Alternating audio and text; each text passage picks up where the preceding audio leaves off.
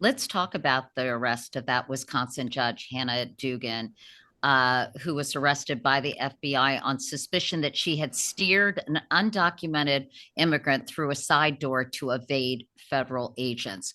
Why is that such an outrage in your view? So it's two things. First off, I didn't know it was illegal to, kind of hide somebody that has not been convicted necessarily by the feds. They wanted to deport him. I don't know all the details, but like, so is this saying that if you know somebody who's illegal and they're at your house and the police come, that it's illegal to say they're not there? That's kind of chilling, to be honest with you, if it's like that. But secondarily, it is simply the fact that ICE in general has always kind of had an unspoken rule or maybe spoken rule with local jurisdictions that they won't enforce there because what you want to do is first off tell anybody that's in the country illegally that they can still use the judicial system. Maybe they're a victim of a crime, right?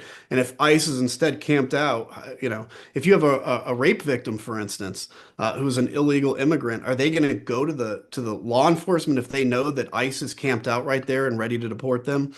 And then the other thing is just look, I'll say this as a old school former Republican is like we actually used to believe in sovereignty of states. We actually used to believe that states had a certain power that the federal government didn't.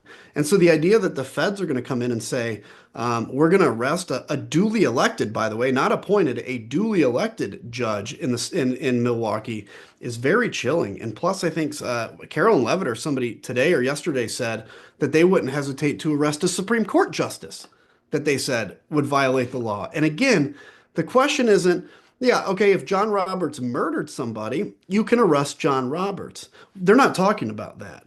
They are defining what is breaking the law and what isn't. Look, I'm called a lawbreaker. Why?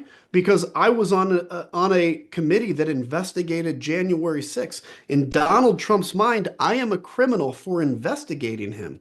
So do we really want to leave them with the power to determine what a crime is and what's arrestable? That's why it's extremely chilling.